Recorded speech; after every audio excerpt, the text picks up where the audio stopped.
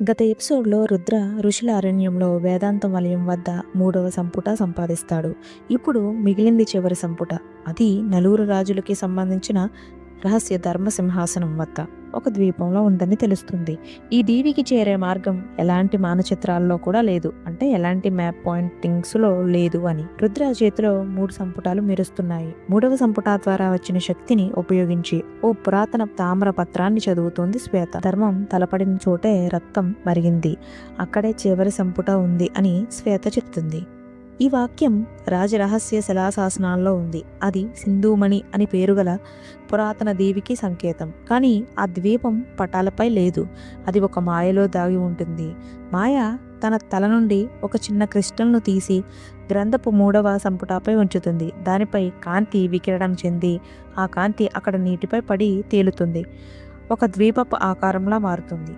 వీర అదే సింధూమణి ద్వీపం, కానీ అక్కడికి ఎలా చేరాలి అంటాడు.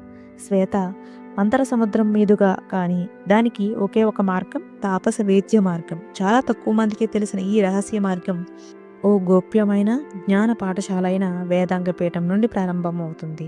ఈ పీఠం వద్ద ప్రవేశ ద్వారం ఒక సింహం ముఖం ఉండి దాని నోటిలో జ్ఞానశిలలు ఉంటాయి. అక్కడికి చేరుకున్న వాళ్ళకి ప్రవేశానికి ముందు 3 ప్రశ్నలు ఎదుర్కోవాలి.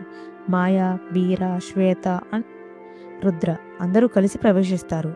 సింహముఖం రుద్రను చూసి మొదటి ప్రశ్న అడుగుతుంది, శక్తి ఎవరి సొత్తు అని. రుద్ర ఆలోచించకుండా సమాధానమిస్తాడు, శక్తి నిస్వార్థమైన వాడికి వరంగా దొరుకుతుంది అని. రెండవ ప్రశ్నగా శ్వేతను ఉద్దేశించి వస్తుంది, జ్ఞానం ఎప్పుడు మంచికే ఉపయోగపడుతుందా అని. శ్వేత గంభీరంగా సమాధానమిస్తుంది, జ్ఞానం మంచికైనా చెడుకైనా ఉపయోగపడుతుంది, అది చేతిలోని ఆయుధం మాత్రమే అని సమాధానమిస్తుంది. మూడవ ప్రశ్న మాయను చూస్తూ, నీకు వంచన తెలిసి ఉంటే నీవు ప్రేమను కొనసాగిస్తావా అని వస్తుంది. మాయ నిశ్చలంగా, ప్రేమ ఒక నిర్ణయం, అది బలహీనత కాదు, వంచన తెలిసినప్పుడే నిజమైన ప్రేమ వెలుగులోకి వస్తుంది అని చెబుతుంది. అంతే, సింహం ముఖం విరుగుతుంది, దారి తెరుచుకుంటుంది. వారు తాపస వేద్య మార్గంలో ప్రవేశిస్తారు. తాపస వేద్య మార్గం ఓ నీటి మార్గం, కానీ ఇది మామూలు నీరు కాదు, ఇది జ్ఞాపకాల నీరు.